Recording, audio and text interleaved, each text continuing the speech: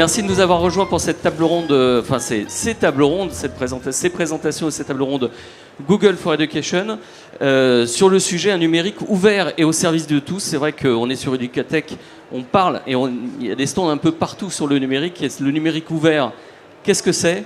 Un numérique au sein d'un écosystème qui vit, qui est ouvert, non seulement d'un point de vue technologique, mais aussi d'un point de vue humain et organisationnel, et au service de tous, donc plus inclusif. C'est vrai qu'on a vu depuis la période Covid une accélération terrible des usages. On a gagné en quelques mois, peut-être 10 ans.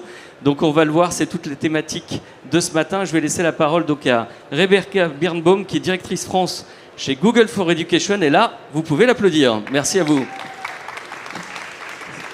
C'est à vous, Rebecca. Bonjour. Bonjour Olivier. Est-ce qu'on vous entend bien ? On vous entend bien, oui. Ok, merci beaucoup. Merci à tous d'être là. Comme le disait Olivier, je dirige Google for Education pour la France. L'année dernière, pour ceux qui étaient présents à notre séance plénière, qui ont une très bonne mémoire, nous avions raconté l'histoire pour enfants, Le loup est revenu, de Geoffrey de Pénard. Pour les absents ou pour ceux qui ont comme moi la mémoire un peu courte, je vous fais un résumé rapide de l'histoire. Le loup est de retour. Il a l'air terrifiant. Et plutôt que d'en avoir peur, les personnages de conte, les 7 petits agneaux, Pierre, le petit chaperon rouge, vont réaliser qu'ils sont finalement ravis de son retour. Pourquoi ? Parce que le loup est certes puissant, mais il peut aussi être gentil. Il peut même être un peu cool. À vrai dire, le loup Google avec ses grandes dents peut faire peur, mais c'est peut-être parce qu'on ne le connaît pas bien. Et Google gagne à être connu. Nous vous avions donc présenté l'investissement de Google en France, ce que représentait Google en France, et nous avions cité un recteur d'académie qui disait que ce n'est pas parce que Google est une entreprise privée qui a comme vocation de faire des profits qu'elle ne peut pas avoir en parallèle vocation aussi à faire le bien commun. Et on aimerait cette année continuer sur cette lancée en vous racontant comment s'est passé 2022 pour Google for Education en France.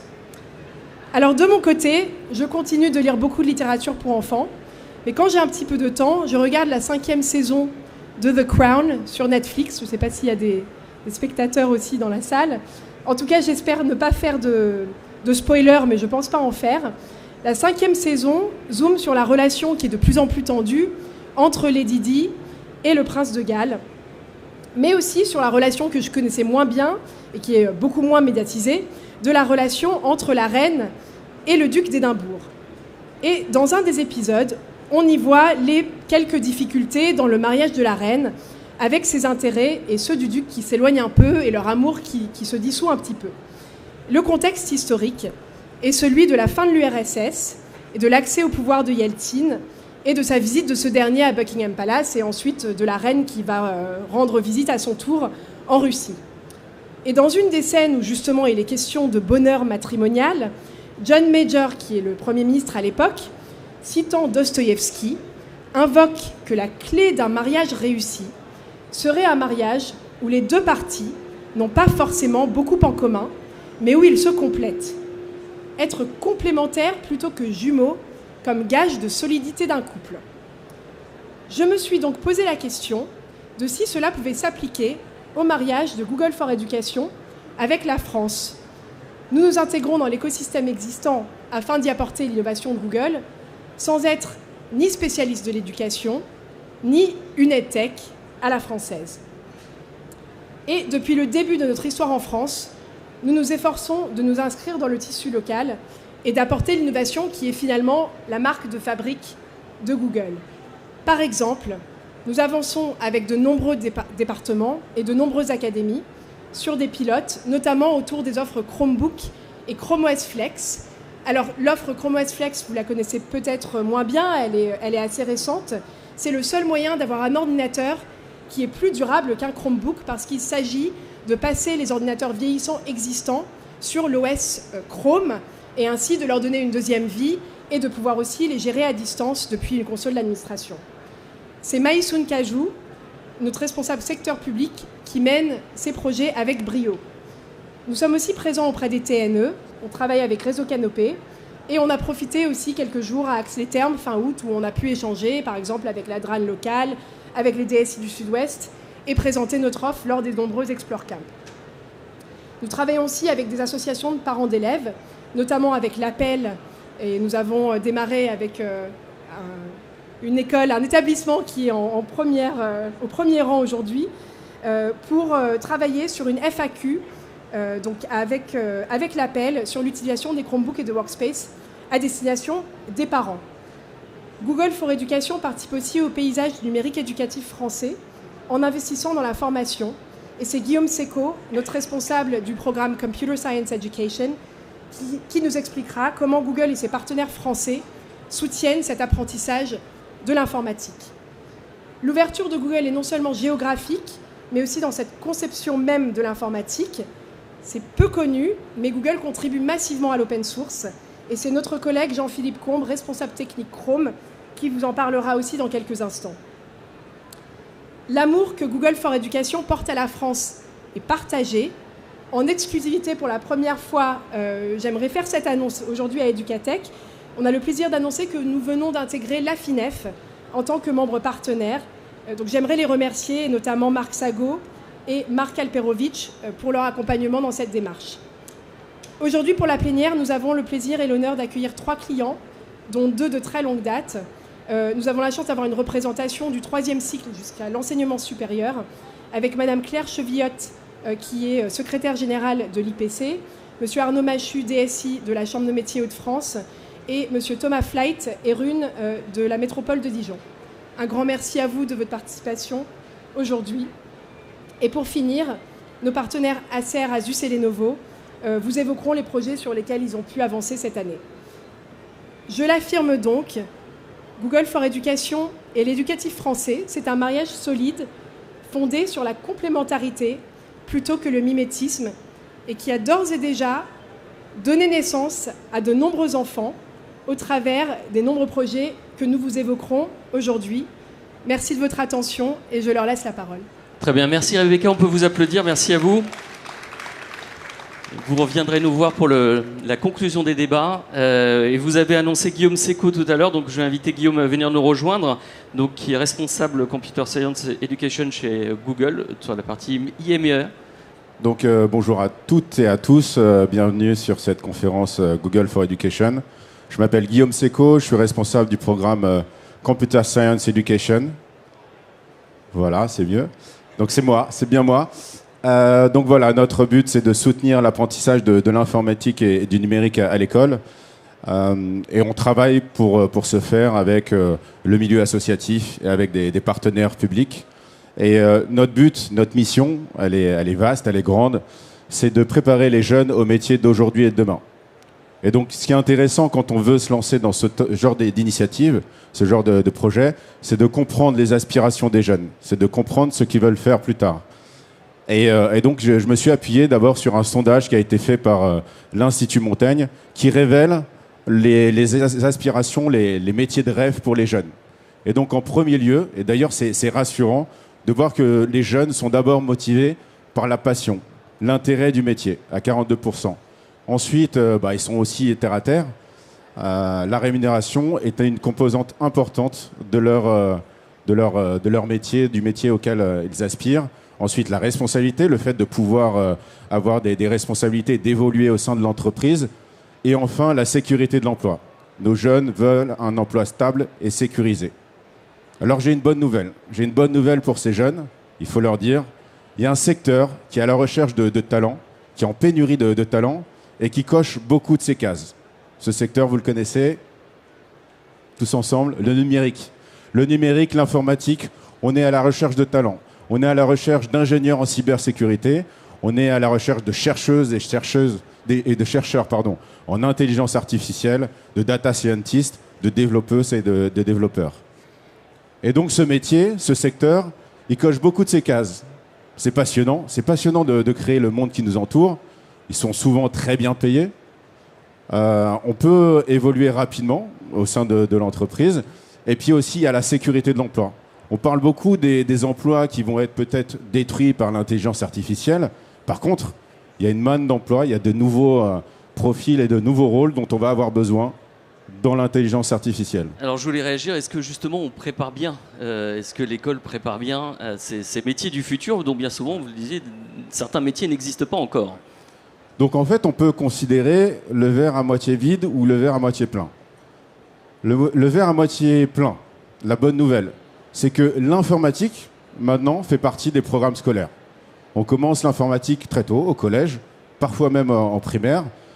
De la 6e à la 3e, on va utiliser le langage de programmation Scratch, on va faire de la robotique, donc en maths et en techno. Donc ça, c'est bien. À la seconde, on a sciences numériques et technologie. Et puis, ça devient optionnel quand on arrive en première. En première, on a le choix, avec la réforme du bac, de choisir numérique et sciences informatiques. Et c'est une option qu'on peut garder en terminale.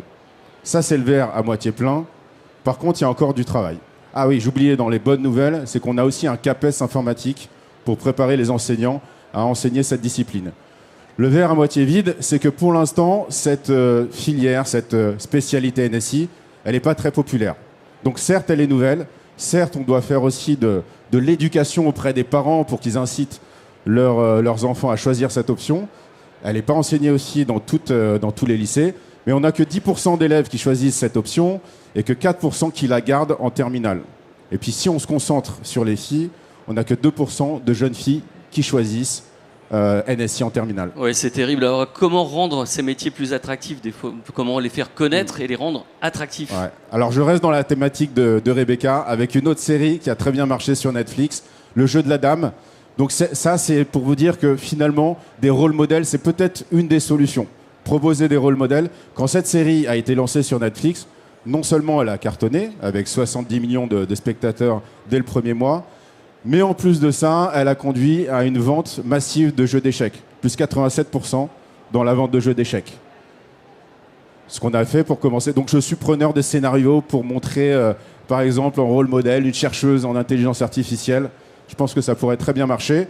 En attendant, on a décidé de travailler avec nos partenaires pour comprendre un peu les freins. Quels étaient les défis? Qu'est-ce qu'on devrait faire pour améliorer l'apprentissage de l'informatique et promouvoir la filière NSI? Et donc, on s'est concentré sur 3 défis, la formation, le développement de ressources libres, éducatives et la sensibilisation. Et donc, je suis ravi d'annoncer 3 nouveaux projets. Le projet Yes We Code, qui existe déjà, mais qui maintenant va être soutenu financièrement par Google. Donc, c'est la fondation C'est Génial, qui va aller dans des lycées, dans des collèges, certes, le plus souvent dans des quartiers prioritaires de la ville, pour former les profs. Et ils vont dans ces collèges et des lycées avec du matériel pour créer des objets connectés pour améliorer la vie courante. À la fin d'année, il y a un concours et c'est très stimulant. L'autre projet que nous soutenons, c'est ClassCode. S'il y a des enseignants dans la salle, je pense que vous connaissez. ClassCode, c'est très populaire. ClassCode construit des parcours en ligne, des MOOC. Pour l'instant, ils ont formé 150 000 enseignants à la pensée informatique. Ce qu'on leur propose à travers notre financement, c'est de renforcer à travers des ressources éducatives libres l'enseignement SNT et NSI, donc au lycée. Donc c'est là où ça va se jouer, pour attirer plus de personnes vers ces disciplines. La sensibilisation aussi, je l'ai dit, on soutient le projet Girls Can Code, parce que l'informatique, c'est pas que pour les garçons, c'est évidemment pour les filles. On a besoin de plus de jeunes filles dans ces métiers-là. Donc on soutient Girls Can Code. C'est un peu des colonies d'informatique où on va proposer des stages de 2 à 5 jours pour que les jeunes filles créer des projets, travailler en équipe et apprendre l'informatique. C'est important parce qu'il n'y a pas assez de filles, de femmes dans ces secteurs. Alors bravo pour ces nouveaux projets. Comment aller plus loin? Il y a des belles initiatives, mais comment aller crever le plafond de verre, aller plus loin? Je pense que c'est très important, merci pour cette question. Ce qui est très important, c'est de travailler ensemble. Aujourd'hui, il y a beaucoup de projets un peu en silo. Je pense que pour avoir plus d'impact, il faut qu'on fédère. Il faut qu'on arrive à travailler ensemble, acteurs publics, acteurs privés, acteurs associatifs. Donc je rends hommage à ce titre à Talent du numérique qui fédère toutes les forces pour promouvoir l'informatique et le numérique.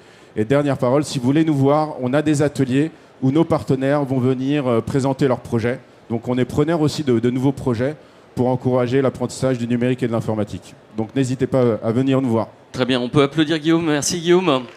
Alors si vous voulez échanger, Guillaume est à votre disposition à l'issue de cette heure de table ronde, donc à la sortie, et puis bien évidemment sur le stand Google qui est juste à l'entrée du salon. Alors, on va continuer à parler mariage. Je vais inviter Jean-Philippe Combe, qui est responsable technique chez Chrome OS, à venir nous rejoindre pour parler de mariage réussi entre Google et l'open source.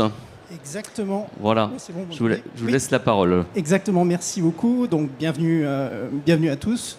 Alors il faut que je bouge parce que sinon vous ne voyez pas ma belle tête. Donc effectivement, je m'appelle Jean-Philippe Combe, je travaille au sein donc, de Google où je m'occupe en fait d'éducation et de Chrome OS. Et effectivement, un petit peu pour reprendre ce qu'avait évoqué Rebecca sur le mariage, moi je vais parler d'amour, c'est encore plus joli. Et notamment de l'amour qui peut exister en fait entre Google et le monde open source. Il y a un petit lien là sur le slide, hein, opensource.google. C'est vraiment l'endroit où vous pourrez trouver des informations par rapport à ça. Alors, comment ça se met en place ce lien en fait entre Google et l'open source? On définit 3 grands axes, on va dire. Premier axe, c'est celui de l'utilisation. C'est important de le savoir, Google utilise énormément d'open source dans tout ce qu'il réalise. C'est pas propre à l'éducation, hein, c'est vraiment extrêmement large. Le bénéfice en fait qu'on a à cette utilisation, c'est vraiment celui de dire que ce sont des codes qui sont accessibles par tous, qui sont donc audités, qui sont donc testés à très grande échelle, et donc ça fait du code qui est de grande qualité. Par ailleurs, c'est du code qui est une sorte de facto standard, puisque tout le monde utilise en fait ce type de code, et ça permet aussi de standardiser, de trouver les compétences. Hein, c'est la question qu'évoquait Guillaume. C'est mieux en fait pour construire des outils quand tout le monde les connaît. Ça, c'est une partie interne, comment Google utilise l'open source. Par contre, il y a la partie sur laquelle je viens insister aujourd'hui, et qui est celle en fait, qu'on connaît peut-être un peu moins, c'est qu'on participe de manière très active à ce monde de l'open source. De 2 manières. On participe parce que Google fait du code en open source, mais aussi finance en fait, cet écosystème. Ces 2 aspects importants en fait, qui vont permettre justement de fédérer tout ça. Alors, je vais prendre mon petit anti-sèche quand même, parce que pour donner quelques chiffres sur l'ordre de grandeur de ce que ça représente, en 2019, Google, ou les Googlers, ont participé à 70 000 repos GitHub. Et donc, on fait des commits sur 70 000 repos GitHub de projets open source. En 2020, c'est 16 000 bugs dans des logiciels open source qui sont corrigés par Google, dont 250 vulnérabilités en fait, importantes en fait, qui touchent, encore une fois, pas des produits Google. Hein, je parle vraiment de projets open source qui, au sens strict, ne sont pas directement liés à Google. Et la dernière chose, c'est 2018, il y a eu en fait 2 grandes failles de sécurité. Vous avez peut-être entendu un qui s'appelle Meltdown et Spectre. Ce sont des failles très importantes qui touchent les CPU. Il faut savoir qu'en fait, c'est au travers de Project Zero et donc d'ingénieurs de Google que ces types de failles sont mis en évidence. Alors là aussi, ça œuvre entre guillemets pour le bien collectif, pour paraphraser en fait ce qu'on disait en introduction, parce que c'est vraiment effectivement alerter sur des problèmes de sécurité et donc aider à ce que ces problèmes ne se posent pas plus. C'était pour approcher. Ouais, alors je vais faire comme ça. C'est juste. Et juste, donc on est vraiment dans une réflexion. Hein, ce qui est important, c'est d'un écosystème qui est vivant, qui bouge, et d'une amélioration continue. En fait, et l'open source aujourd'hui, c'est concret avec des réalisations concrètes. Alors c'est super concret. Alors c'est concret comment? Alors ce slide il est compliqué, c'est pour ça que j'ai ma petite anti-sèche, hein, parce qu'il y a encore plein de chiffres. Mais j'ai pris 5 projets, il y en a beaucoup plus, vous les retrouvez sur la page. 5 projets un peu emblématiques de l'investissement de Google dans l'open source. Android, alors Android c'est quoi? C'est 3 milliards de devices aujourd'hui hein, dans le monde de la mobilité. C'est un projet qui est très massivement open source au travers de la branche en fait, Android Open Source Project. Et c'est effectivement une contribution que Google fournit. Ça permet de faire quoi en fait le projet Android Open Source? Par exemple, une chose qui s'appelle SecDroid. Vous n'êtes pas sans savoir qu'il y a une version d'Android sécurisée pour l'armée française, pour la gendarmerie, pour la police, qui s'appuie sur ce code-là, et c'est rendu possible bien évidemment par l'ensemble en fait de cette contribution. Le deuxième que je voulais évoquer, c'était Chromium et Chromium OS, qui sont les parties open source à la fois du navigateur Chrome et de Chrome OS. Alors là aussi, quelques chiffres, 2,5 milliards d'utilisateurs aujourd'hui de Chrome. Mais au-delà de ça, ce projet en fait Chromium va permettre à d'autres projets de pouvoir se construire. Quelques navigateurs qui utilisent en fait le code de Chromium de manière directe, je dirais pour proposer de la valeur aux utilisateurs, c'est par exemple Edge pour Microsoft, c'est par exemple Opera, c'est par exemple Brave, qui effectivement vont permettre en fait d'utiliser ce code et la qualité de ce qu'on produit. L'usage de Chromium, c'est pas simplement fait des navigateurs. Je veux dire par là que ça a permis aussi de faire des frameworks. Alors ça, c'est peut-être un peu moins connu, Il y a un framework, en particulier le framework Electron, qui s'appuie sur le code de Chromium et qui va servir là aussi à construire des applications. Alors quelques exemples. Microsoft Teams, le client Microsoft Teams sur un post Windows, aujourd'hui s'appuie sur Electron, tout comme VS Studio. Ou bien, et c'est un petit peu plus malheureux, parce que ça peut être utilisé notamment dans le cadre du confinement, des solutions comme Twitch ou Discord, par exemple. Mais il y en a bien d'autres. Mais encore, si on continue là-dessus, dans Chromium, il y a un moteur JavaScript. Le moteur JavaScript, il est fourni par Google, il s'appelle V8. Aujourd'hui, ce moteur JavaScript, c'est celui qu'on retrouve dans Node.js. Ça ne vous parle pas forcément, mais Node.js, c'est une plateforme serveur extrêmement importante, où on le retrouve par exemple dans MongoDB. Donc c'est pour donner aussi cette idée d'un rayonnement, ce n'est pas simplement un produit. Angular. Angular, c'est un framework de développement d'applications web. Donc là aussi, on est toujours pareil, un petit peu dans la technologie, des briques technologiques. Pour donner un exemple, Angular, aujourd'hui, est utilisé par Open Digital Education dans son offre en fait ENT. Donc ce sont des choses qui participent là aussi directement à l'écosystème éducatif français. TensorFlow, de nouveau un produit Google. C'est la solution aujourd'hui pour créer et déployer des modèles de deep learning, en machine learning, en AI. C'est-à-dire que c'est l'outil de base de tout data scientist. De nouveau quelque chose qui a été proposé par Google. Dernier que je vais évoquer parce que ça commence à faire une liste un peu à l'après-vert. On passe au cloud là. Ouais, on passe au cloud avec Kubernetes, qui est une solution en fait de déploiement en fait à grande échelle, on va dire,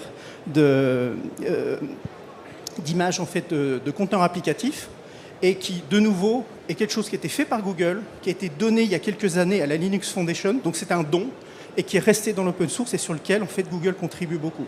Sur tous ces projets-là, il y a bien sûr aujourd'hui cette dimension open source, il y a bien sûr des contributions externes. On va dire qu'on reste très majoritairement sur Google qui donne de l'énergie, du code, je dirais, pour le bien commun. J'ai encore un peu de temps ? Oui, 2 minutes de conclusion. Allez, ça marche, 2 minutes. Je voulais citer quelques autres exemples en fait, de cette implication. Google Font, alors c'est un truc qu'on ne voit pas. En fait, Google propose d'héberger 1464, si j'ai bonne mémoire, polices de caractère open source. Alors pourquoi c'est important ? Parce que tous les sites web aujourd'hui utilisent ces fontes-là simplement pour présenter des pages jolies. Et ce n'est pas simplement des fontes, hein, c'est aussi des icônes. Je vais vous donner quelques exemples de sites web, par exemple, qui utilisent des fontes Google. C'est par exemple appseducation.fr ou c'est par exemple Ma classe à la maison. Donc évidemment, ce n'est pas directement nous qui les avons fait, ces fontes. Mais au travers de l'infrastructure, on les rend disponibles et ça crée encore une fois du bien collectif. Google Summer of Code. Là, c'est quoi ? C'est Google qui aide à mettre en relation des développeurs et des projets. Je vais accélérer parce que sinon je ne vais jamais tenir le délai, mais 40 millions de lignes de code ont été produites par Google Summer of Code sur les dernières années, sur 750 projets qui ont été choisis. Je ne vais pas rentrer dans la partie bug hunting parce que c'est pour le timing, mais je voulais simplement finir sur le fait qu'au-delà en fait, de s'investir directement, on finance. Et on finance un très grand nombre d'organisations. J'en ai mis 6 ici, donc qui sont des organisations du monde open source. Donc il y a l'open source, il y a la Linux Foundation, il y a Rust, il y a Python, il y a GNOME, il y a Apache, mais il y en a plein d'autres. Vous les retrouverez, je ne les connais pas par cœur. C'est un point important aussi.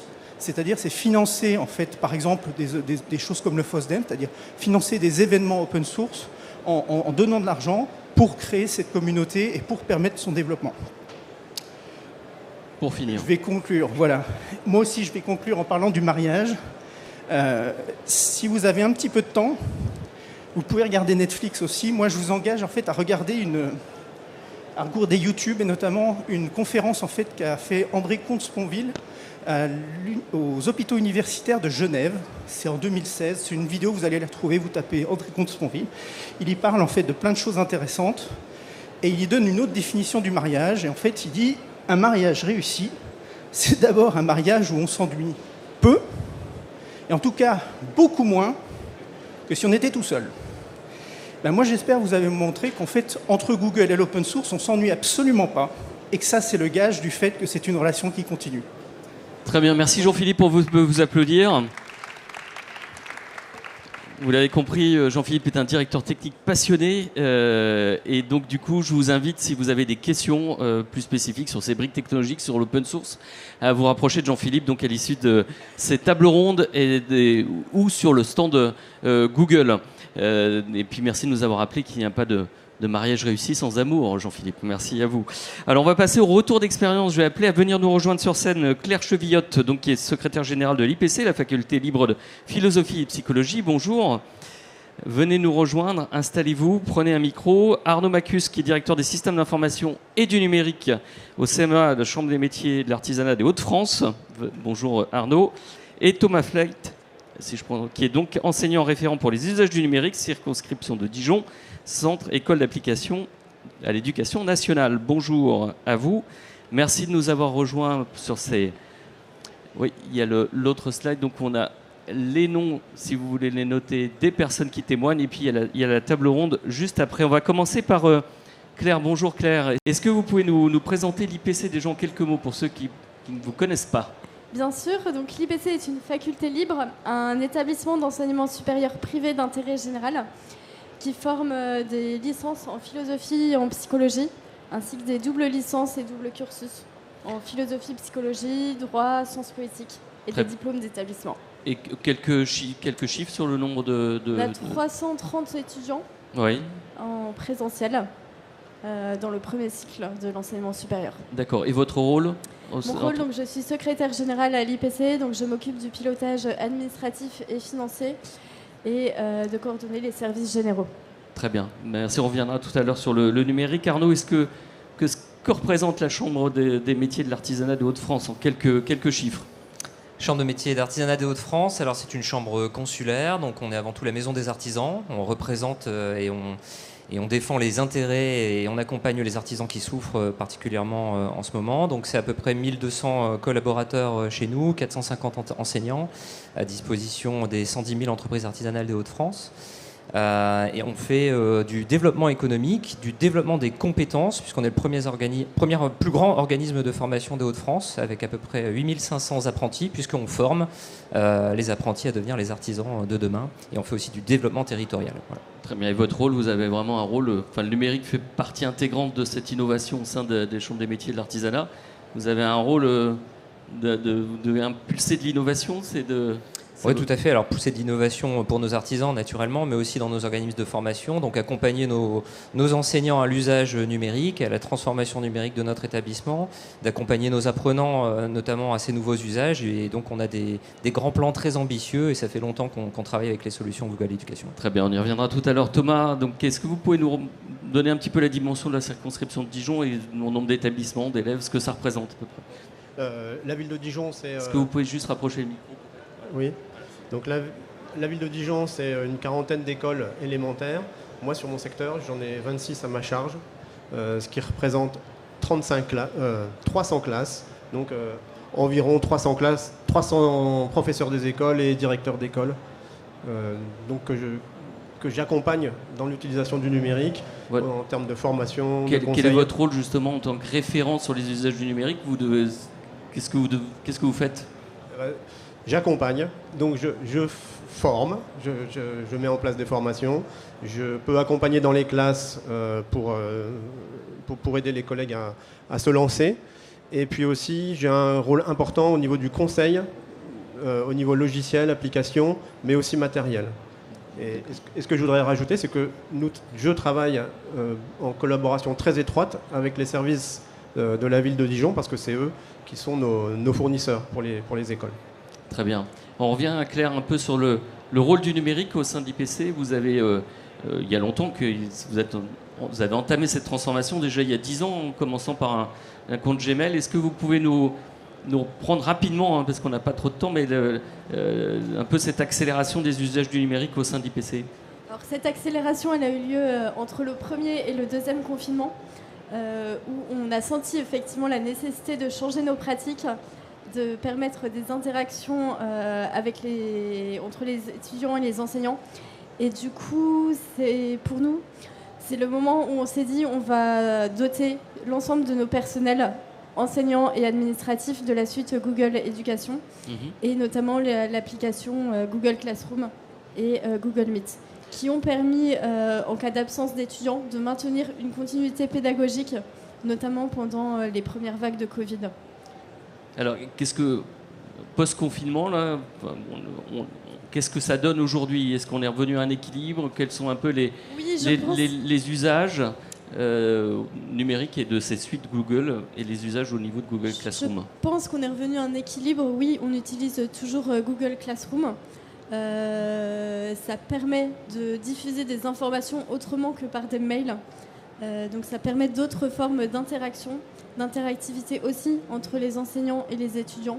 Il y a des choses qui passent par mail, il y a des choses qui passent par Classroom.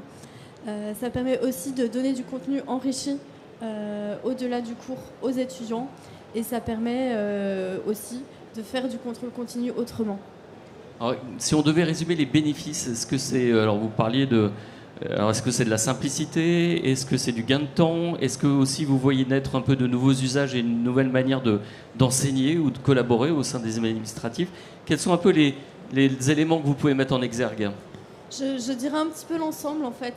L'important pour nous, c'est que ce soit des outils qui restent simples pour qu'ils soient vraiment utilisés et par les étudiants et par les enseignants. Ça, c'est la première chose.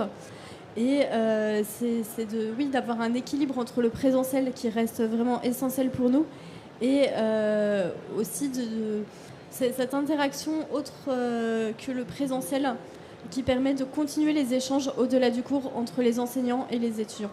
On va aussi sans doute vers plus d'inclusion, notamment pour peut-être des populations handicapées qui du coup peuvent continuer à faire des cours à distance, des choses comme ça ou Alors, on n'est pas tellement concerné par cette question, oui. Mais c'est plutôt ça nous permet de gérer les absences autrement. Notamment un étudiant qui est malade, avant il devait aller voir ses camarades pour récupérer le cours. Il rattraper ses cours quoi. Là il peut suivre le cours à distance en visio, il peut se connecter via... en fait, nous, ce qu'on a fait très concrètement, c'est une page Classroom par cours et avec un lien Meet sur chaque page Classroom. Donc l'étudiant qui est absent, il peut se connecter après autorisation de son responsable pédagogique au cours de cette manière-là. Très bien.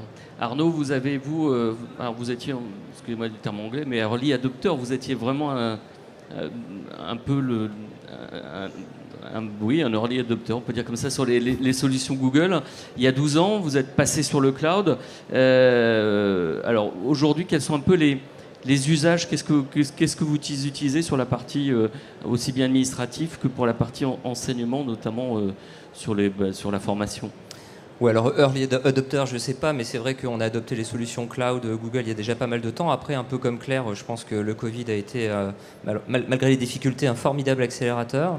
En gros, nous, en 3 semaines, on a dû mettre en place une solution LMS et puis tout faire interfacer avec la solution Google et les environnements type ERP pour nos apprenants, puisque nos enseignants ne demandaient qu'une chose. À partir du moment où un enseignant, je ne sais pas, en boulangerie ou en pâtisserie ne peut plus, physiquement parlant, accompagner son apprenti à mettre les mains dans la pâte, puisque forcément l'artisanat n'est pas forcément nativement compatible avec le numérique. On a des apprentis et des jeunes qui ont envie d'apprendre un métier qui passe par le geste, par la main. Donc ils ont besoin de sentir et de fabriquer des choses. Et ça, le numérique ne peut pas tout, surtout quand c'est en distanciel du jour au lendemain. Et donc finalement, on a considérablement accéléré, j'ai envie de dire, la digitalisation des contenus pédagogiques. Et on a construit voilà, c'était une grande difficulté, mais construit en 3 semaines tout un environnement, un écosystème numérique pour nos enseignants et nos apprenants. C'est avec un portail à la demande en fait d'application, un portail de documentation et un portail. On appelle ça en SSO quand on parle technique, c'est-à-dire avec un seul identifiant qui permet d'accéder à tous les contenus et voilà. Et quels sont les principaux usages, je dirais, qu'il y a là, en fait les usages, alors on continue à faire des classes hybrides, naturellement, c'est pas parce qu'on est revenu en présentiel qu'on a décéléré, au contraire. Maintenant, encore une fois, il y a des usages administratifs, mais il y a aussi beaucoup d'usages pédagogiques. Naturellement, Classroom en fait partie. Il y a aussi beaucoup de tests et d'enseignants un petit peu plus dans la mouvance, entre guillemets, de tester des choses qui se permettent des choses avec des flashcodes, de la réalité virtuelle, des choses un petit peu comme ça.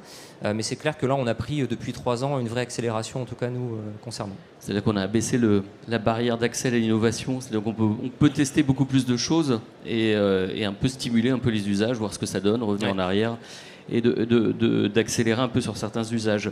Thomas, est-ce que vous êtes doté, vous, c'était dès 2016 de Chromebook, c'est ça?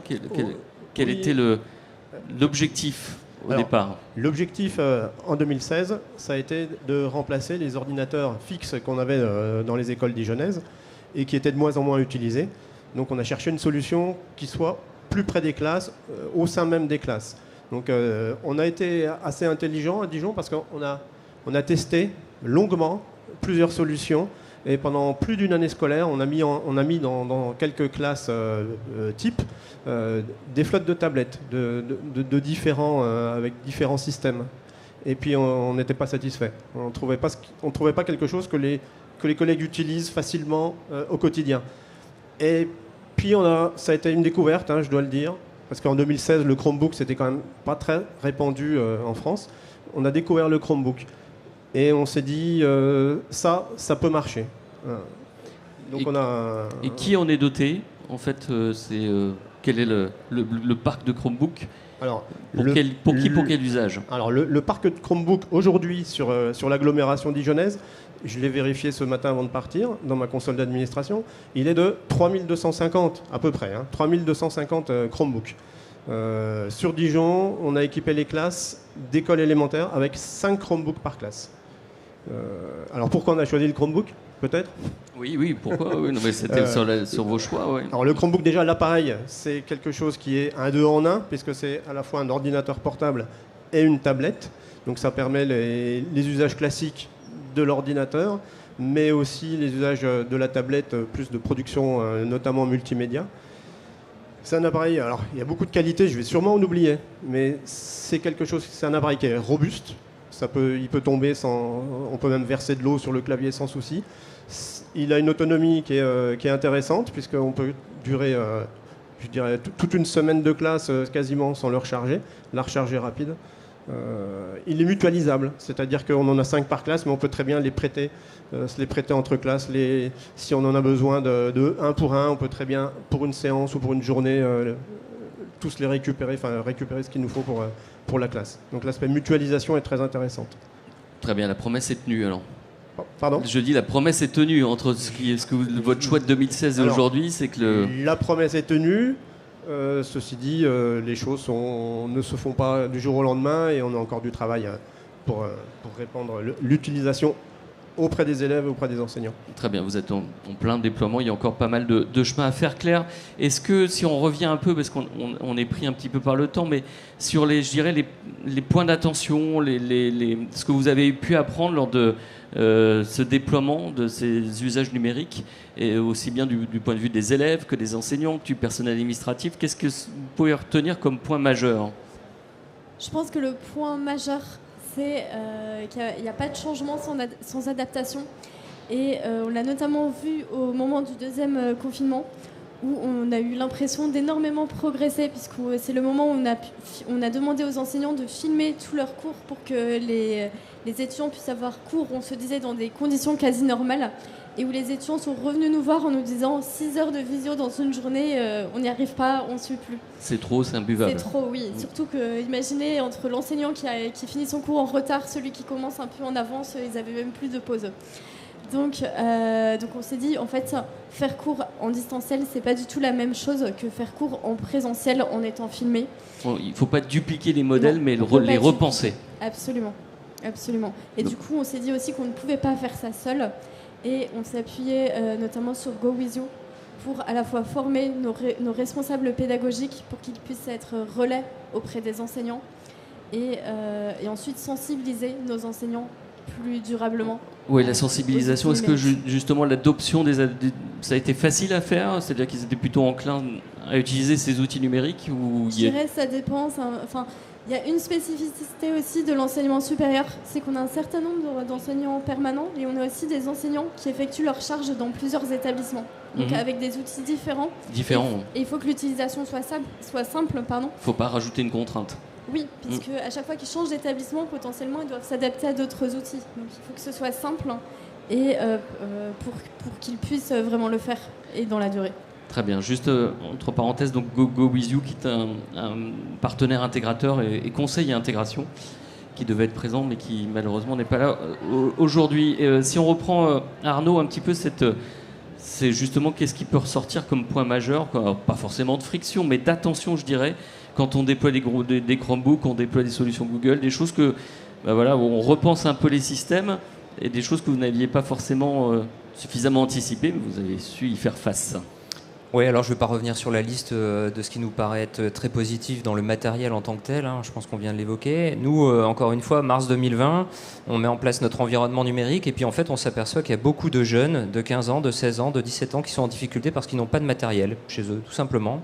Ou alors il y a un ordinateur qui est partagé à la maison avec le frère, la sœur, la maman, le papa, et donc impossibilité de tout simplement apprendre à distance. Donc très rapidement on arrive à convaincre nos élus de faire un POC de 500 Chromebooks et on a aussi convaincu nos financeurs donc, de délivrer nous-mêmes à la DSI, avec nos petites mains, j'ai envie de dire, 500 Chromebooks à une vitesse lumière. Et donc on a refait l'expérience quelques mois après un énième confinement auprès de 2000 Chromebooks, donc sur 3 CFA sur nos 17. Et on s'est aperçu, en termes de retour d'expérience, que le métier de logisticien ne s'improvise pas, parce qu'un apprenant, c'est un matériel qu'on lui prête. Et il y a quand même aussi des ruptures de convention. Donc on a des apprenants qui quittent nos filières. Voilà, donc il y a une traçabilité et ne serait-ce que de réceptionner le matériel, de le centraliser, de le renvoyer, etc. Même si les outils d'administration de ce matériel sont très très satisfaisants parce qu'en effet il y a une seule console de pilotage, le métier de logisticien ne s'improvise pas. Donc ça c'est quelque chose qu'on avait un peu sous-estimé. Très bien. Et puis aussi la sensibilisation, la formation, l'éducation. Je dirais, on est dans le milieu de l'éducation, mais ce sont aussi des éléments importants, c'est-à-dire de communiquer sur ce qu'on fait et d'éduquer. Exactement. Il y a même des apprentis qui tout simplement n'arrivent pas à renseigner leur propre adresse physique pour savoir où on livre le matériel. D'accord. Parce que lui va dire tel endroit, et puis sa maman va dire tel endroit, et puis son enseignant va dire tel endroit. Donc on a eu jusqu'à des annonces sur le Bon Coin de notre propre matériel qui s'est changé sur des PS5. Hein. Donc voilà, ça a été compliqué. Très bien. Thomas, est-ce que, pour rejoindre un peu ce que disait Claire, c'est que l'éducation, enfin la sensibilisation et la formation des enseignants est un élément clé aussi sur cette transformation des usages?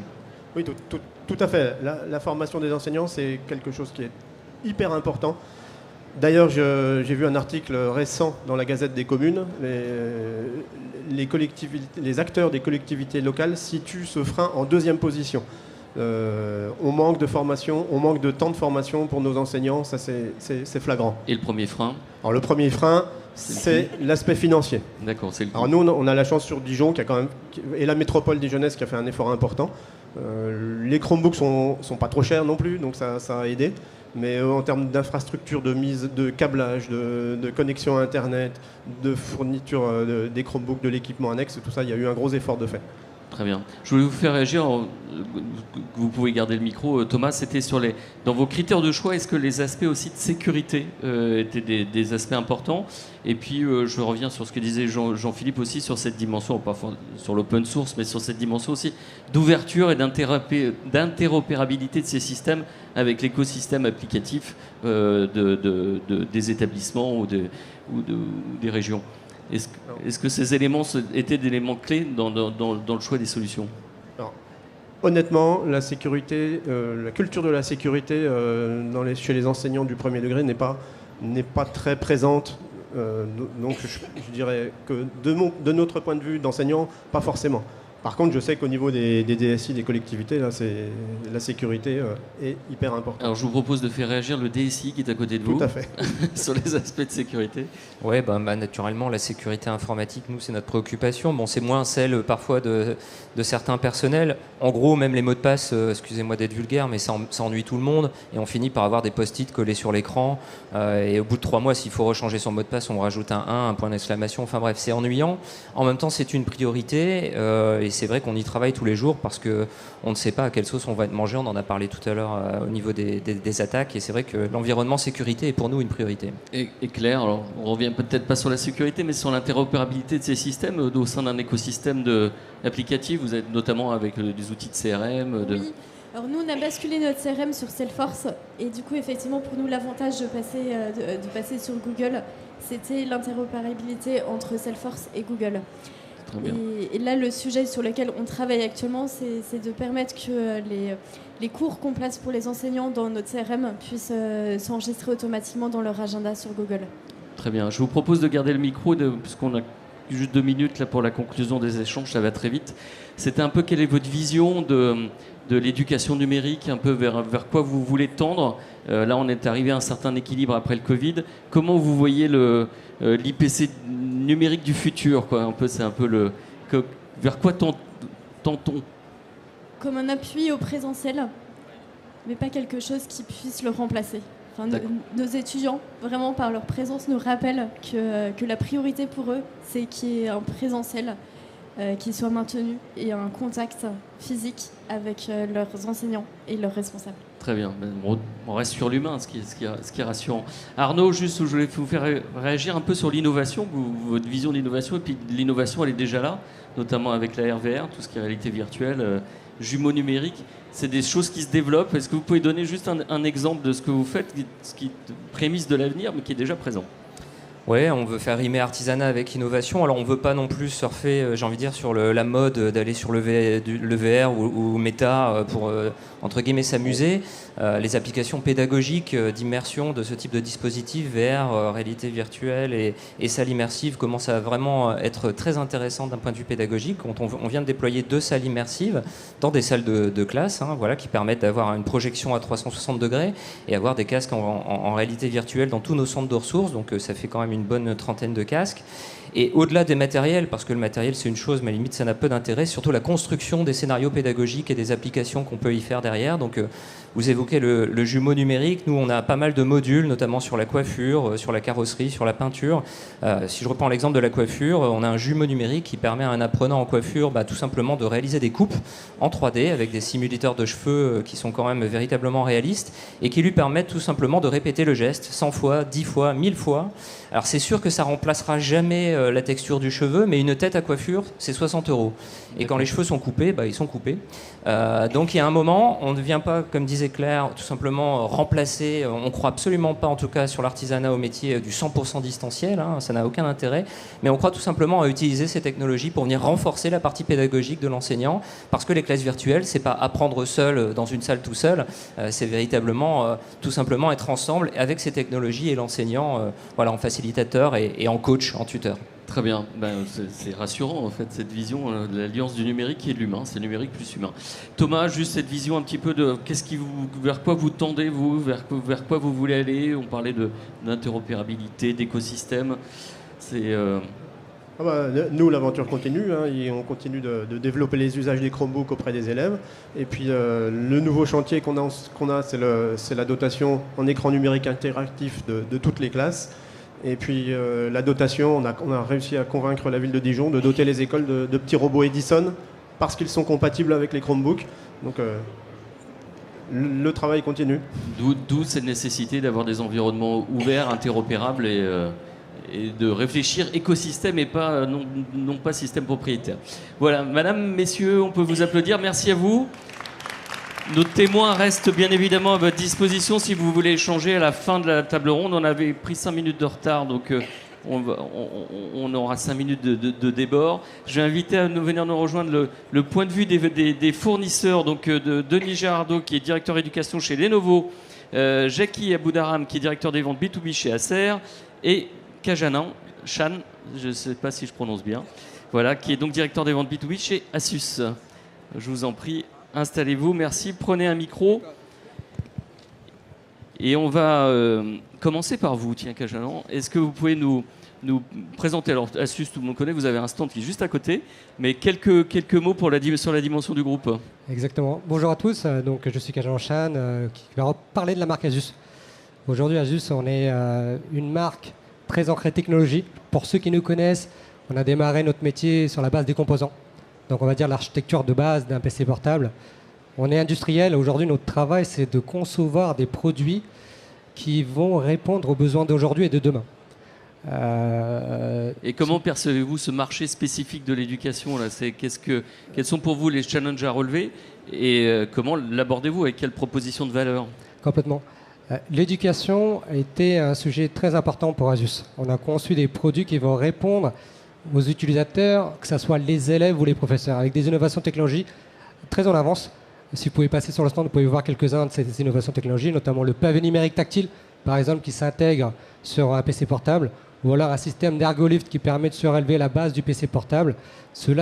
Ou alors, tout à l'heure, on parlait de sécurité et de simplification d'usage, notamment sous écosystème Google. Vous avez des touches de raccourcis qui permettent d'avoir une simplification d'usage, type partage d'écran, bloquer l'écran, verrouiller le PC portable avec une simple touche. Tout à l'heure, on parlait de perte de données, etc. Comment on peut parce qu'on sait que les utilisateurs de premier cycle ou de second cycle ne sont pas très connaisseurs de tous les écosystèmes ou tous les outils de travail. C'est comment concevoir un PC, enfin un ordinateur. Se rapprocher de l'utilisateur au plus proche et de simplifier les usages. Exactement, exactement. Voilà, c'est l'esprit à travers l'innovation. Exactement. Est-ce que vous avez un exemple en tête là de concrétisation un peu de ce développement d'Asus sur le marché de l'éducation ? Est-ce que vous avez un exemple de référence là, nous présenter ? Oui, là, si on parle concrètement de la partie Chrome OS, nous avons déployé il y a un temps sur le Notre-Dame de Tutelle, par exemple, c'est une école privée, sur lequel on a déployé pour l'ensemble des élèves, via ces systèmes Google et notre C214, un usage simple qui est adapté à l'ensemble des élèves et des professeurs. Très bien. Voilà. Jackie, vous êtes un acteur historique là, de ce marché. Alors on reparlait d'aligner vraiment l'utilisateur à la machine, enfin la machine au logiciel, puisqu'il y a de plus en plus de logiciels. C'est vraiment le maître mot. Mais alors, juste quelques mots quand même sur vous. Et puis comment vous percevez ce marché et ses enjeux ? Alors oui, effectivement. Alors nous, on a depuis longtemps, on s'est quand même aperçu. Alors Acer effectivement est un acteur assez important dans l'éducation depuis de nombreuses années. Et Acer a été le premier, d'ailleurs, constructeur à croire en Google, puisqu'on a été les premiers à sortir le Chromebook. Et aujourd'hui, oui, clairement, la priorité, c'est qu'on s'est quand même aperçu, parce qu'on fait beaucoup de terrain, on visite beaucoup de nos clients, et on s'est quand même aperçu que très souvent, le matériel n'était pas adapté à l'utilisation. Donc nous, la première chose, déjà, le premier objectif, c'est de mettre la bonne machine en fonction du bon utilisateur, en fonction de l'utilisateur que nous allons voir en face. Donc à côté de ça, on a des sujets quand même qui sont ultra importants. C'est que on a beaucoup axé, en tout cas on axe beaucoup depuis quelques temps notre stratégie sur de l'éco-responsabilité. Pour nous, c'est un sujet qui est très très important. On a créé une économie un peu circulaire. C'est-à-dire que clairement aujourd'hui, on en parlait avec un de nos clients ce matin, on est capable de pouvoir récupérer du matériel et pouvoir après le redonner une seconde vie. C'est-à-dire qu'aujourd'hui, on sait très bien que la durée de vie des matériels s'allonge, se rallonge. Et nous, aujourd'hui, notre stratégie, c'est qu'est-ce qu'on fait justement de ce matériel qu'on va pouvoir récupérer. Et en même temps, l'idée, c'est qu'on a créé autour de ça, en plus de pouvoir récupérer le matériel, de faire revenir sur notre centre de réparation à Angers. D'ailleurs, je préfère le dire, on est un peu chauvin, mais on est le seul constructeur à avoir notre centre de réparation qui nous appartient et qui se situe à Angers. D'ailleurs, on a annoncé il n'y a pas longtemps une marque blanche, donc on répare également pour d'autres acteurs.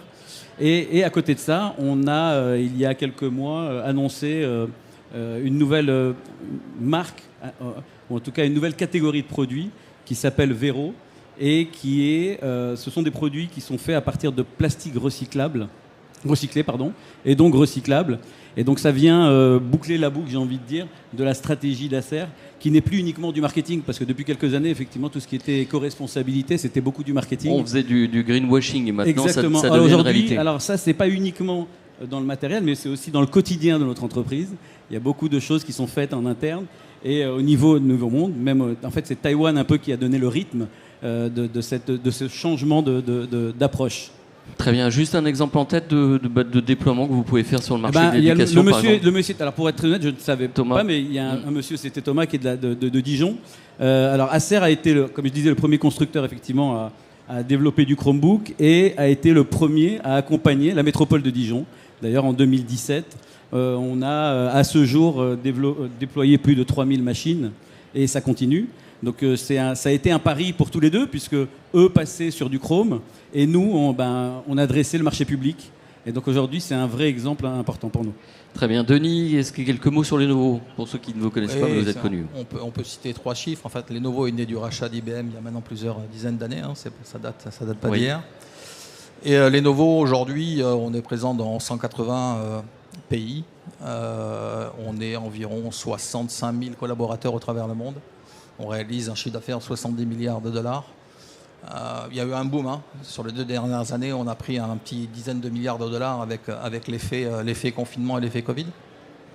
Et en France, on est 250 collaborateurs et on a dépassé le milliard cette année. Très bien. Comment vous vous positionnez spécifiquement sur ce marché de l'éducation? Qu'est-ce que vous mettez en avant? Quels sont pour vous Alors, chez Lenovo, on mettait beaucoup en avant le device, puisque c'était le cœur du métier de Lenovo. On est avant tout, et c'est vertueux, heureusement qu'on avait du device en 2021 lors du premier confinement, pour maintenir le lien pédagogique entre les professeurs et les élèves. Mais aujourd'hui, chez Lenovo, ou en tout cas sur le marché dont je m'occupe, on ne parle plus de device, on parle uniquement de solutions. Et de solutions qui sont gérées de bout en bout. D'accord ? C'est d'ailleurs le thème du stand que nous avons aujourd'hui. Nous ne présentons pas de device, nous présentons uniquement des solutions. Et donc ces solutions, et c'est mon rôle en tant que directeur de marché, c'est de créer le terreau le plus favorable possible. Donc d'étudier le marché, d'écouter les besoins des utilisateurs, des professeurs, des enfants, des rectorats, des académies, enfin de tout l'écosystème pédagogique, pour pouvoir créer, je dirais, des solutions qui soient celles qui sont attendues par l'écosystème pédagogique. Et je dirais, au-delà de fournisseur de solutions, vous m'aviez dit, on se situe vraiment comme un acteur de transformation dans cette 4e révolution industrielle qui est pour vous le numérique. Voilà. Exactement. Alors on est encore un petit peu dans la 3e. La 3e révolution industrielle est tirée par le numérique. La 4e, elle est tirée par l'intelligence artificielle. Et on met un focus particulier sur ce job-là, puisque on pense, et moi j'en suis convaincu, que l'éducation d'une manière générale et la manière de diffuser le savoir va être profondément modifiée dans les années qui viennent. Mmh. On pense aujourd'hui que l'école ou le professeur est une passerelle entre l'élève et la connaissance, et on pense que globalement, une compétence vous permet de faire une carrière. Ce ne sera plus le cas. Très bien. Et juste même question, une petite référence un peu que vous pouvez présenter là sur le marché de l'éducation. Alors sur le marché de l'éducation, j'en citerai 2. Un qui est en lien à la 4e révolution industrielle qui concerne l'intelligence artificielle. Aujourd'hui, on a initié un projet qui s'appelle Maestro chez Lenovo. Pour parler très simplement et très brièvement, malheureusement parce qu'on a peu de temps et on pourrait y passer des heures, on crée un contenu pédagogique sur l'intelligence artificielle, sur ce qu'on appelle du soft skills à la Netflix. Mmh. C'est-à-dire que vous pourrez venir vous former, et ce sera demain. Les jeunes, il faut bien comprendre qu'un gamin qui rentre à la maternelle aujourd'hui, dans 20 ans, il occupera une position qui n'existe pas aujourd'hui. Mmh. Et il va falloir qu'il acquiert plusieurs compétences tout au long de sa carrière afin d'évoluer dans sa carrière professionnelle et d'occuper plusieurs jobs. Et donc, l'intelligence artificielle et l'auto-formation, où vous pourrez aller piocher des formations pour vous perfectionner, à notre avis, c'est une des clés du succès et de l'avancée. Et la deuxième ? Et la deuxième, c'est une solution qu'on a mis en œuvre très récemment, il y a 4 ans maintenant, le temps passe vite, sur le Conseil régional Sud, où on est en 2019, à l'occasion du changement de programme scolaire, où on a basculé la région sous l'impulsion de son président Renaud Muselier a décidé de basculer sur un livre numérique. Donc aujourd'hui, dans les Bouches-du-Rhône, tous les lycées sont numériques, full numérique, et uniquement pour vocation alors c'est des tablettes Android. Alors pourquoi ils n'ont pas fait le choix de tablettes? J'entendais, je crois que c'est la mairie de Dijon qui avait basculé. La région, eux, c'était uniquement de la tablette parce qu'ils voulaient conserver l'inclusivité, enfin l'écriture manuscrite. Exactement. D'accord. Mais c'est une conduite de projet. Et aujourd'hui, l'ensemble des lycéens des Bouches-du-Rhône sont équipés de tablettes avec l'ensemble des manuels scolaires. Très brièvement, les manuels scolaires, c'est quoi? C'est alléger le cartable du lycéen, c'est quand même important. 2, c'est de créer des contenus pédagogiques enrichis, puisque vous êtes tout le temps, je dirais, sur un contenu qui est riche et qui est 3D, notamment sur les cours de bio, etc. Et 3, c'est surtout du soutien scolaire. C'est-à-dire que quand vous déroulez votre leçon, en fin de leçon, vous avez très schématiquement des questionnaires qui vous sont posés, et l'outil revient directement où l'élève a pu pêcher et va délivrer le contenu de manière un peu différente. Très bien, j'ai même vu une école qui le fait grâce à l'IA, qui peut anticiper les élèves qui sont éventuellement en décrochage scolaire. Alors sur notre stand, vous avez effectivement, on a un certain nombre de scénarios qu'on a intégrés dans Maestro, qui sont présentés. Je vous invite à venir faire l'expérience. Très bien. Kajanan, est-ce que, alors on l'a vu, vous êtes porté des produits innovants, d'essayer de les aligner plus aux besoins des utilisateurs. Alors on a les produits, on a les solutions logicielles avec les suites Google. Pour vous, comment aller plus loin, comment innover, comment déployer, comment vous voyez l'évolution de ce marché, quelle est pour vous votre vision de ce marché d'avenir? Pour ma part, je vais parler plutôt d'aujourd'hui que de demain, par rapport à ce qu'on s'est dit depuis tout à l'heure. Je pense que comment on peut intégrer la technologie pour tout le monde, c'est déjà de faire apporter une connaissance à l'ensemble des utilisateurs. Avant tout, c'est que ce soit les professeurs, les élèves, voire les parents doivent comprendre et maîtriser l'outil informatique. Pour cela, on a mis plusieurs niveaux d'action, qu'elles soient de façon plus amusante. Nous avons développé pratiquement un écosystème complet dans la partie gaming, par exemple. Comment faire justement interagir les réfractaires, entre guillemets, des technologies pour les rendre beaucoup plus simples et beaucoup plus attirantes. On peut faire plus de choses à travers des serious games, par exactement, exemple. On parle de décrochage scolaire, c'est exactement pour ces moments-là, par exemple. Comment refaire venir les élèves qui sont en décrochage scolaire, comment donner l'accessibilité aux nouvelles technologies, mais en les faisant amuser que de les rendre quelque chose de plus sérieux. L'école, pour certains, c'est quelque chose de sérieux, pour d'autres, non. Donc l'idée, c'est comment redonner cette partie-là. C'est comment faire vivre toute cette technologie aujourd'hui. Parce que demain, effectivement, il y aura beaucoup de changements, mais déjà aujourd'hui, on a un petit retard à rattraper. Et c'est ça la top priorité d'Asus, c'est comment rendre la technologie accessible à tout le monde. Et accessible à tous, c'est le thème d'ouverture et accessibilité. Jackie, un peu sur l'évolution, comment crever un peu le plafond de verre, comment aller plus loin, comment démocratiser encore plus ses usages, comment stimuler l'innovation. Quels sont pour vous les points qui peuvent encore bloquer aujourd'hui, qu'il faudrait lever? Il y en a peut-être beaucoup, mais alors, il y en a beaucoup, en quelques points. On parle beaucoup de digitalisation, d'éducation, etc. Moi, je fais quand même un constat qui est quand même un peu aberrant, je trouve. C'est qu'aujourd'hui, c'est en termes d'équipement. C'est-à-dire qu'on retrouve beaucoup d'écoles dans lesquelles il n'y a même pas d'accès à Internet. Donc je pense que la base, avant effectivement de se projeter dans 10, 20 ans, c'est déjà comment est-ce qu'on fait pour utiliser aujourd'hui les produits.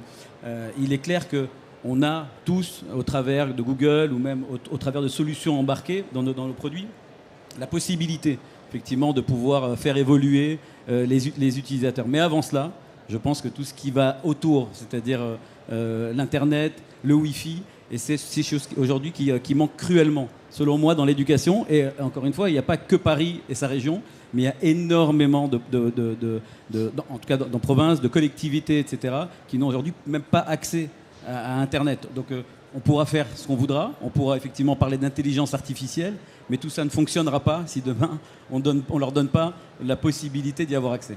Très bien, avant d'avoir le Netflix avec de l'IA derrière de l'éducation, il faut que le socle soit solide, Denis. C'est le... Enfin, la difficulté demain, pour rebondir sur la question que tu me posais à Jackie, c'est qu'on ne sait vraiment pas de quoi auront besoin à 10 ans les entreprises, quoi. Ça va tellement vite. La science va à une vitesse folle. On a aujourd'hui une inconnue, c'est comment former les enfants, comment former les élèves. Donc c'est l'enjeu et c'est le challenge également pour nous de pouvoir donner la maîtrise de l'outil pour pouvoir faire évoluer les enfants. Et puis je terminerai là-dessus. L'intelligence artificielle, alors aujourd'hui, la data, enfin c'est de la data, de l'intelligence, c'est de la data, elle est essentiellement analytique. C'est-à-dire qu'on nous donne de la data, on l'analyse. Demain, et c'est le principal point où il faudra réfléchir comment aborder cet aspect-là, la data va devenir non seulement analytique, mais surtout prédictive. Et c'est là qu'est la différence. Et c'est là que là, aujourd'hui, on doit prêter attention à cet aspect-là, que la machine, et c'est pas de la science-fiction, quoi, c'est que la machine ne doit pas prendre la place de l'humain. Et ça se généralise de plus en plus, c'est insidieux, ça arrive. Donc il faudra bien effectivement mettre des garde-fous et des garde-barrières pour utiliser cette technologie à bon escient. On parlait tout à l'heure que la table ronde d'avant qui est derrière un algorithme, il y avait un humain. C'est vrai qu'on parle beaucoup d'enseignants augmentés, d'élèves augmentés, mais il reste toujours l'humain au centre. Donc c'est au service de l'humain. Messieurs, on arrive malheureusement au terme, ça va très vite de cette table ronde. Vous vouliez rajouter quelque chose? Oui. Je sais qu'on parlait aussi, à un moment on devait parler de politique, on en a discuté un petit peu avant, et je trouve que ça c'est ultra important quand même, parce que je vais me faire peut-être des ennemis. C'est convaincre le politique. Oui, mais je trouve qu'aujourd'hui pour moi le politique c'est important, parce que c'est le politique qui dicte ce qui va se passer sur le terrain, et aujourd'hui je ne suis pas certain qu'ils soient tous au fait de ce qui se passe vraiment sur le terrain. Donc il y a des décisions qui sont prises et qui, pour moi, ne vont pas dans le sens de l'évolution de l'éducation pour nos enfants. Donc ça, pour moi, c'était un point qui était très important. Alors, ça vient faire écho à ce qui a été annoncé il y a une petite semaine par le ministère de l'Éducation. Mais nous, pour être beaucoup sur le terrain, pour avoir effectivement une position un peu dominante sur la partie Chrome, je peux vous dire qu'il y a des choses qui sont à faire, et ce serait dommage aujourd'hui de stopper cette dynamique. Il faut éviter le dogme et rester agile, puisque de toute façon ça change. Allez, le mot de la fin. Écoutez, en tout cas, je suis plutôt d'accord avec ce que vient de dire Jackie, mais je vais mettre un bouclier quand même en attendant. Mais effectivement, l'idée c'est d'avoir un enseignement bien plus personnalisé, et il faut effectivement être sur le terrain pour comprendre ses besoins et d'améliorer cette partie-là. Effectivement, c'est un bon point. Très bien, messieurs, on peut vous applaudir. Merci à vous. Merci à vous. On a un petit peu débordé, mais on a commencé en retard aussi. Je vais juste laisser la parole à Rebecca pour la conclusion de cette heure autour du numérique ouvert, et ouvert aussi à tous. Merci Olivier. Merci à tous nos intervenants, aux clients, aux constructeurs, à mes collègues chez Google. Tout simplement pour vous dire que, puisqu'on a dépassé, si vous n'avez pas encore eu le coup de foudre, venez nous retrouver sur le stand pour qu'on puisse continuer la discussion. Merci beaucoup. Merci. Très bien, merci, vous pouvez vous applaudir. Donc en effet, tous les intervenants sont à votre disposition maintenant en sortant, ou sur le stand Google. Voilà. Merci à vous.